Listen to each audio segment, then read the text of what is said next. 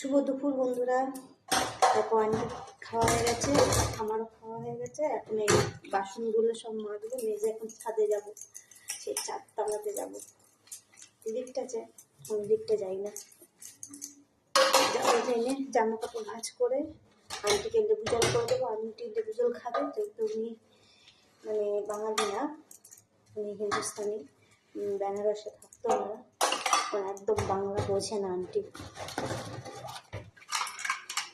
এসে আন্টিকে লেবু জল করে দিই, দিয়ে তাকে একটু আন্টিও ঘুমাবে, আমিও একটু বিশ্রাম করবো, করে আবার 4:30 উঠে আবার কাজ করবো।